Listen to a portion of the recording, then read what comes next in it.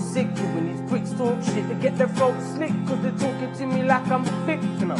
Real tired of all these bullshit guys. They best go high cause I'm looking for them on the slide. Had it up to here, right up to here. Might have to do it reservoir dog style. Slice up the ear, cut up. Had enough of brothers acting tough, trying to get rough when it's obvious they ain't rough enough. Listen, I don't just talk the talk, I walk it. That's why my mouth always coming out with raw shit. My rap style's distorted, like little Mo getting raped to keeping a baby instead of getting it aborted. Yo, I talk morbid, just to make you feel awkward. Death's a part of life, yo, you just can't ignore it. Especially when I rip out your heart and on my sleeve sport it like it's something you think's precious cause your dead grand bought it. I talk so foul, I talk so coarse. I show no regret, I show no remorse.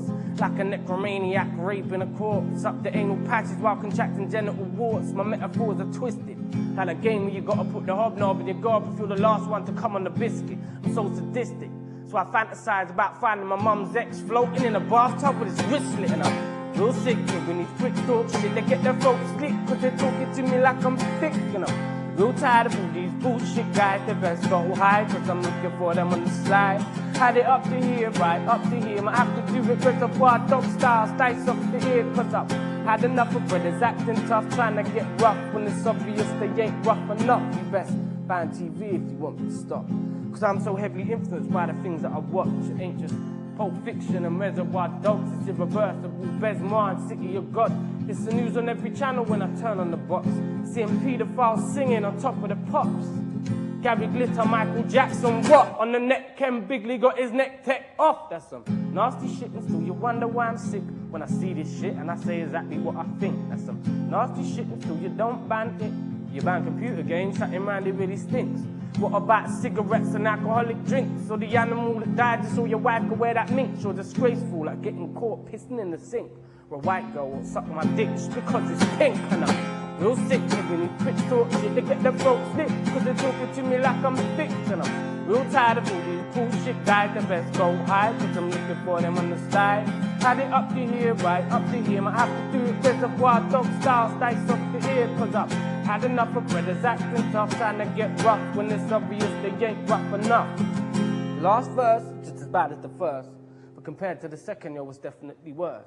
Cause it's about a guy getting chauffeured in the hearse. Let me do what Nas did until this shit in reverse. The hearse brings the corpse back from the morgue. The guy from the morgue undresses the corpse. The embalming fluid goes back out, the blood goes back in, body goes back to hospital where it comes alive again. The paramedics walk backwards like an Irish dance.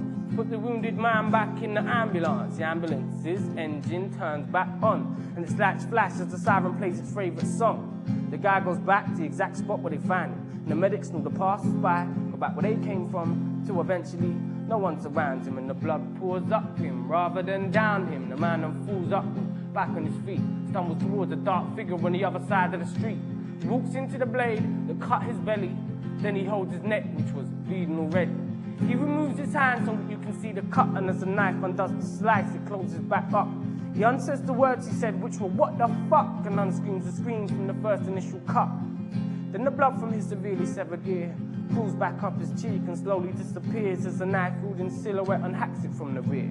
Puts the knife away after reattaching the ear. He walks backwards through the bushes where he disregarded nature, leaves the guy on the bench, I'm reading his paper. Takes a Nelly stepped on back from its creator, only to be killed again when I fast forward this shit later.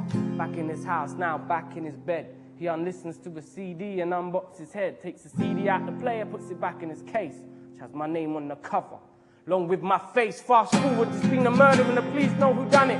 Now looking for a motive because they don't know why he done it. Sure enough, it don't take that long for them to find the reason, and they publicly state it on TV that evening. Couple months later, this shit gets banned.